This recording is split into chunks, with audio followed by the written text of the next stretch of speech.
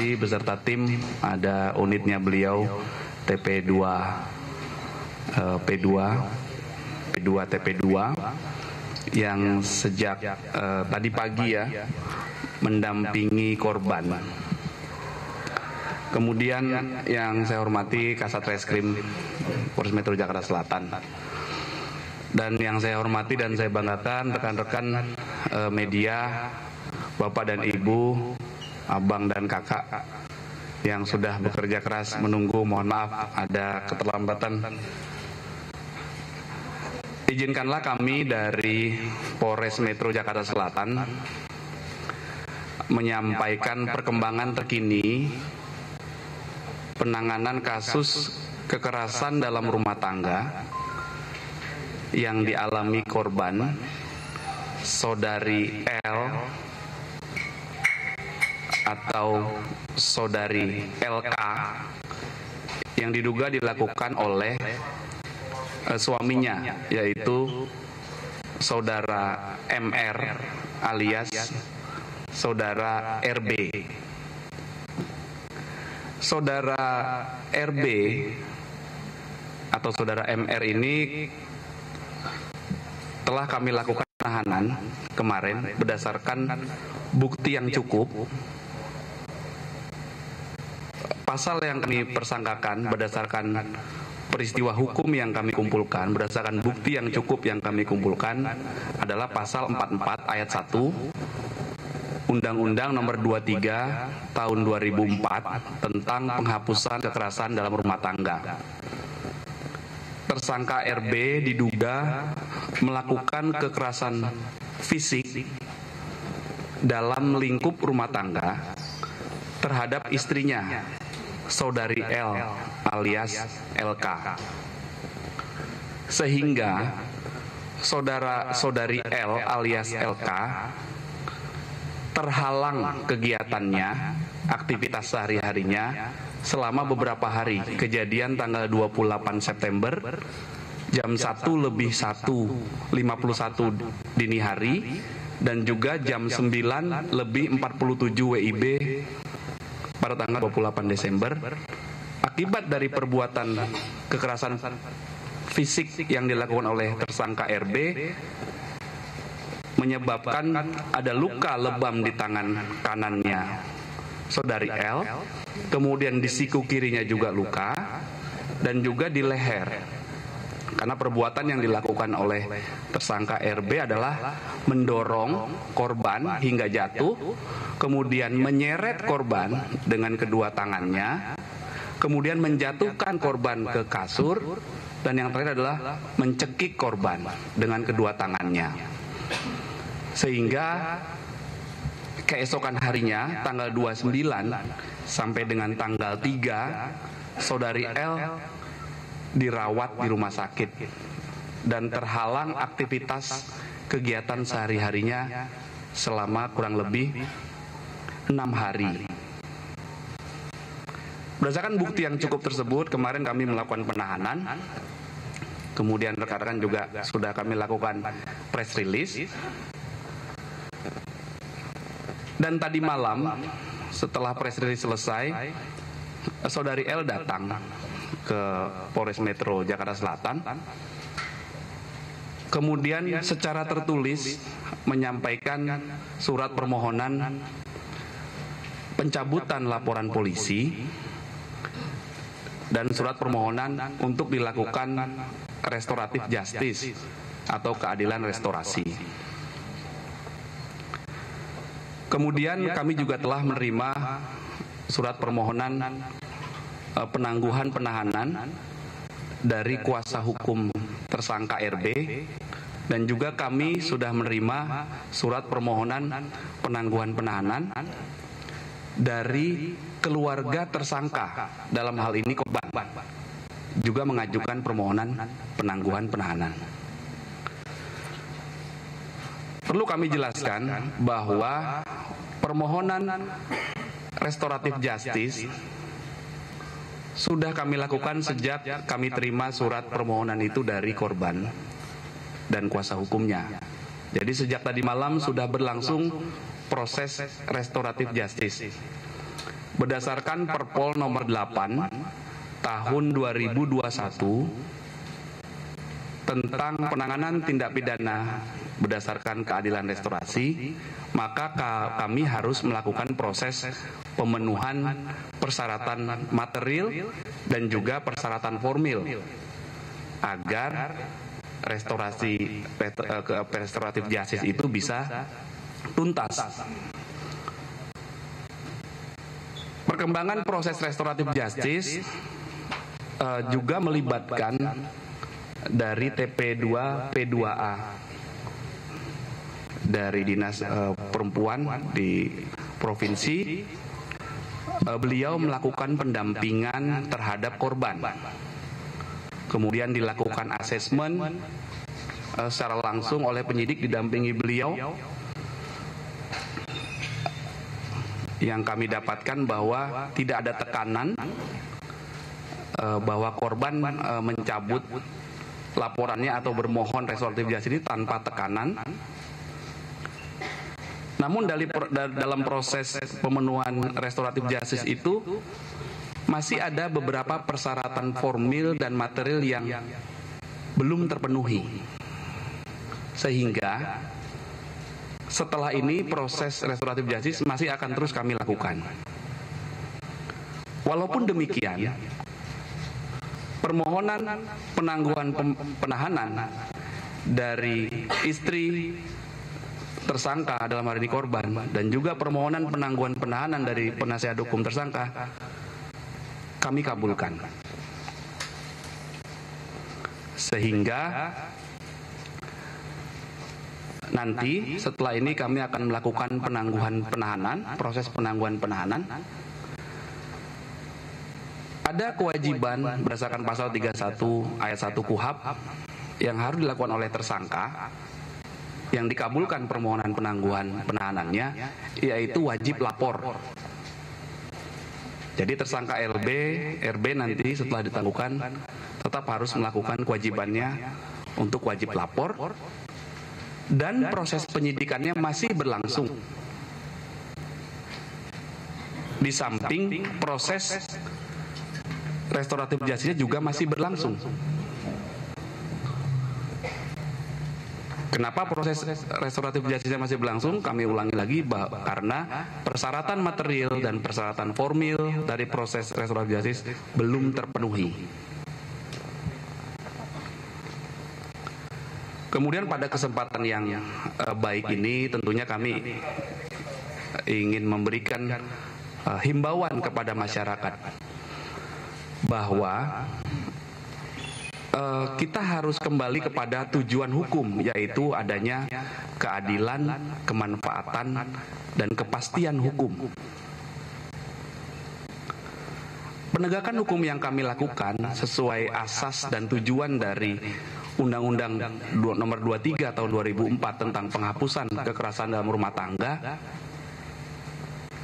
Asas dan tujuannya adalah pengembalian keharmonisan keluarga. Tapi undang-undang ini juga punya tujuan untuk mencegah agar perbuatan kekerasan dalam rumah tangga ini tidak terjadi lagi. Dan undang-undang ini juga punya tujuan untuk menindak para pelaku kejahatan kekerasan dalam rumah tangga. Artinya kedua belah pihak diayomi dan dilakukan tindakan proporsional. Yang menjadi korban dilindungi, yang melakukan tindak pidana juga ditindak berdasarkan perbuatan pidana yang dilakukan oleh dia. Sehingga dampak atau implikasi preventifnya juga harus ada. Perlu kami tegaskan bahwa apabila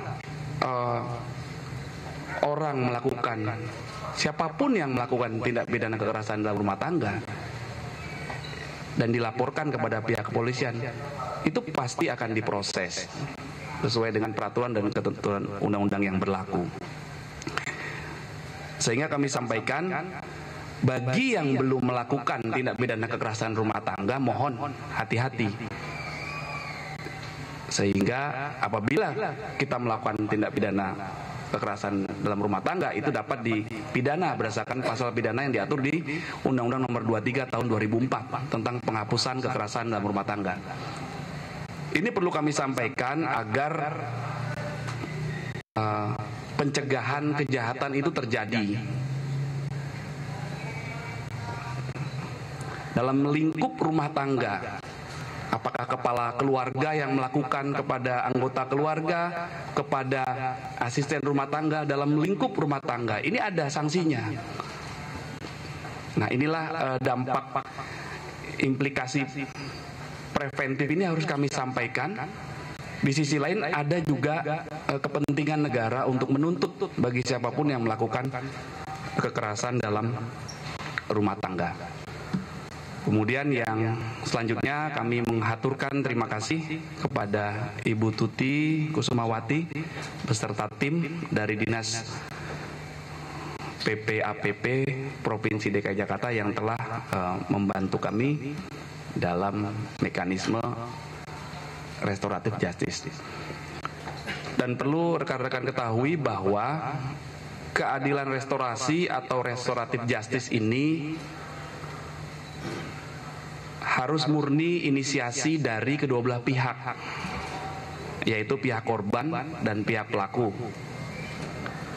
Tujuannya adalah bukan untuk melakukan pembalasan atau pemidanaan, tetapi tujuannya adalah untuk pengembalian kepada kondisi semula, keseimbangan antara kebutuhan korban dan juga hak pelaku juga diperhatikan. Dan yang paling penting adalah kenapa kami melakukan peng-ACC permohonan penangguhan penahanan adalah alasan subjektif kami kemarin, kekhawatiran kami tersangka mengulangi lagi perbuatannya setelah dilakukan asesmen dibantu ini, sementara ini itu gugur. Itulah alasan kami secara subjektif mengabulkan permohonan penangguhan penahanannya. Di sisi lain, tersangka RB karena prosesnya masih lanjut juga masih harus melakukan kewajibannya sebagaimana diatur di pasal 31 ayat 1 KUHP, harus wajib lapor sambil menunggu proses RJ ini selesai. Itu yang harus dia lakukan. Demikian rekan-rekan yang dapat kami sampaikan sebagai perkembangan terkini penanganan kasus kekerasan dalam rumah tangga yang dialami saudari L yang dilakukan oleh suaminya tersangka RB. Kemudian pada kesempatan yang baik ini tentunya kita juga ingin mendengarkan himbauan, arahan dari beliau dan juga mungkin pesan-pesan kepada masyarakat, Bu, karena menangkap seorang pelaku kejahatan itu baik, tapi mencegah perbuatan tindak pidana itu lebih mulia. Mohon Ibu berkenan memberikan sepatah dua patah kata. Terima kasih, Bu.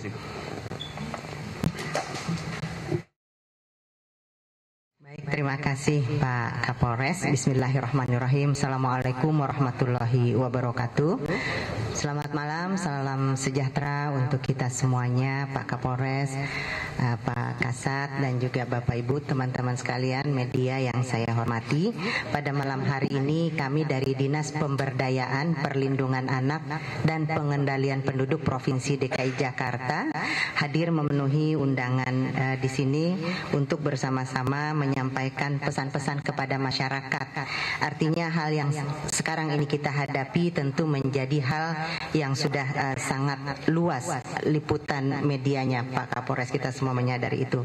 Jadi berdasarkan permohonan dari pihak Polres Jakarta Selatan kepada salah satu unit yang ada di Dinas PPAPP ini, yakni yang bernama UPT P2TP2A. Ini kami diminta untuk melakukan pendampingan karena memang penanganan korban tindak kekerasan baik terhadap perempuan maupun terhadap anak itu dilakukan dengan bersama-sama antara kepolisian juga dengan P2TP2A, dan ini SOP-nya sudah sangat terjalin dengan sangat baik. Bahkan antara Polda Metro Jaya, yakni Pak Kapolda dengan Gubernur DKI Jakarta juga sudah memiliki MOU dalam hal itu, yang sebenarnya kita lebih banyak menekankan untuk promotif preventif ya Pak ya, agar tindak kekerasan semacam ini tidak terjadi. Dan tadi Pak Kapolres sudah baik sekali menghimbau bahwa mencegah itu jauh lebih mulia, dan pencegahan itu tidak bisa dilakukan oleh kita saja, pemerintah, kepolisian, tapi kita semua melakukan pencegahan. Nah, apabila sudah terjadi tindak kekerasannya, maka undang-undangnya jelas dan tegas mengaturnya, baik korban maupun pelaku. Kami dalam konteks menangani korban, apabila korban ini kemudian dimintakan pendampingan dari kami, dari UPT P2 TP2A yang ada di bawah Dinas PPAPP ini, maka kami lakukan pendampingan. Setidaknya pendampingan itu dalam hal berkaitan dengan konsultasi hukum, walaupun dalam konteks ini sudah punya pengacara, tetapi hukum dari pemerintah juga hadir, dan ini bisa diakses oleh siapa saja layanan kita ini, dan tentu saja secara cuma-cuma Pak Kapolres. Selain itu juga kita melakukan pendampingan psikoedukasi. Jadi psikoedukasi kita berikan, kita memiliki konselor-konselor terkait dengan psikologi klinis dan juga psikolog biasa, juga advokat-advokat yang ini semua dikelola oleh Pemprov DKI Jakarta melalui P2 TP2A. Ini bisa diakses secara luas bagi masyarakat, dan kita berikan layanan ini cuma-cuma. Konsultasi silahkan dilakukan, apabila diperlukan konsultasi kepada kami bisa diakses melalui Jakarta Siaga 112 atau WhatsApp Pak. Kita memiliki juga ini Bapak Ibu unit reaksi cepat 24 jam sehari 7 hari seminggu yang bisa diakses juga, ini layanan cuma-cuma di 0813 176 17622. Apabila WhatsApp ke sana 24 jam kita layani. Silakan untuk tidak ragu-ragu lapor, karena pada hakikatnya yang namanya kekerasan itu bisa terjadi, ya korban itu bisa terjadi terhadap siapapun, pelakunya juga bisa oleh siapapun dan dimanapun tempatnya. Ini merupakan sebuah hal yang patut kita waspadai, dan juga mari bersama-sama kita cegah bersama. Dimanapun bisa terjadi, yang seharusnya dia aman nyaman berada di rumah, tapi ternyata malah terjadi tindak kekerasan, dan ini sudah hal yang perlu kita itu tadi edukasikan kata Pak Kapolres, agar masyarakat luas juga memiliki pemahaman, pengetahuan untuk bersama-sama mari kita cegah. Bahkan Undang-Undang 23 tahun 2004 yang tadi disitir juga oleh Pak Kapolres itu ya, terkait dengan penghapusan KDRT ini, di sana juga mengamanatkan diantaranya bahwa barang siapa melihat, mendengar, mengetahui itu bisa lapor. Walaupun korban tidak lapor, barang siapa melihat, mendengar dan juga mengetahui itu dihimbau, diwajibkan oleh Undang-Undang 23 tahun 2004 ini untuk melapor. Begitulah ikhtiar kita, upaya kita, lebih kepada yuk cegah bareng-bareng tindak kekerasan, utamanya tindak kekerasan dalam rumah tangga. Jadi itu kami sudah melakukan secara formalnya. Tadi kalau Pak Kapolres selalu mengatakan ada syarat formal dan material, maka syarat formalnya sudah kami lakukan tadi, dan sudah memiliki kekuatan hukum formal juga, bahwa kita sudah berproses sesuai dengan prosedur yang kita bangun bersama, SOP yang kita sepakati bersama, dan tadi para pendamping dari P2 TP2A telah menjalankan tugas-tugasnya dan sudah diregistrasi secara resmi dengan nomor register 1151-10-2022. Itu himbauan dari kami melengkapi yang tadi sudah dijelaskan oleh Bapak Kapolres. Yuk cegah bareng-bareng tindak kekerasan terhadap perempuan dan terhadap anak dimanapun kita berada. Terima kasih. Assalamualaikum warahmatullahi wabarakatuh. Cukup ya? Baik, Komandan bisa tanya, berarti Angka sendiri apakah malam ini sudah bisa keluar dari tangannya, dan wajib lapornya mulai kapan Komandan? Hari apa aja dan? Ya, setelah ini proses pengakuan akan di